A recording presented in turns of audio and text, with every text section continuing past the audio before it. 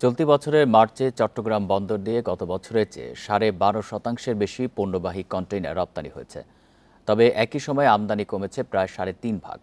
বন্দর ব্যবহারকারীরা বলছে, নানামুখী জটিলতা কাটিয়ে রপ্তানি স্বাভাবিক হলেও বিশ্ব অর্থনৈতিক পরিস্থিতিতে সরকারকে ইতিবাচক সিদ্ধান্ত নিতে হবে। বান্ডেল থাকলে প্রতি সেনমানিতে টাকা বাঁচবে। বিকাশ সেনমানি বান্ডেল কিনে জিতুন প্রতি লেনদেনে।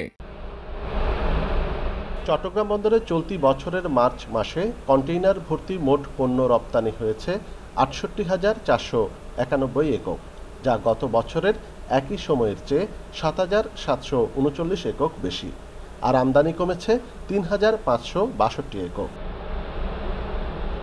ব্যবসায়ীরা বলছেন, রাজনৈতিক পট পরিবর্তনের পর আমদানি রপ্তানিতে যে নেতিবাচক পরিস্থিতি তৈরি হয়েছিল তা কাটতে শুরু করেছে।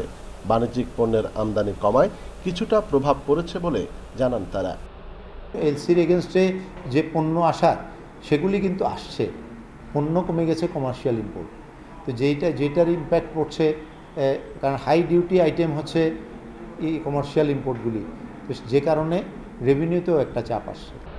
সম্প্রতি যুক্তরাষ্ট্র ঘোষিত শুল্ক নীতি নিয়ে সরকারকে বিশেষভাবে এগোনোর পরামর্শ দিয়েছেন আমদানি রপ্তানিকারকরা। বিশ্ব অর্থনীতির সংকটময় পরিস্থিতিতে ব্যবসায়ী বান্ধব নীতির আহ্বান তাদের। উন্নত দেশগুলোর সাথে বাণিজ্যিক যে সম্পর্কটা তৈরি করার, তার কিন্তু একটি নতুন মেরুকরণ, কিন্তু প্রতিযোগিতা কিন্তু অলরেডি শুরু হয়ে যাচ্ছে। আমরা যদি বাংলাদেশ, আমি মনে করি, আমার একটা ব্যক্তিগত মতামত, আমাদেরও কিন্তু এখন থেকে সেই প্রস্তুতিটা নেওয়া উচিত। আমদানি রপ্তানির এমন ধারা সামলাতে যথাযথ প্রস্তুতির কথা জানিয়েছে বন্দর কর্তৃপক্ষ। আগে যখন হয়তো জাহাজ ওয়েট করতো তখন আমাদের এতটা ইকুইপড আমরা ছিলাম না। এখন আমাদের ইয়ার্ড ফ্যাসিলিটিস বেড়েছে, আমাদের ইকুইপমেন্ট ফ্যাসিলিটিস বেড়েছে। সব মিলিয়ে চট্টগ্রাম বন্দর পূর্বের তুলনায় অনেক বেশি এফিশিয়েন্ট।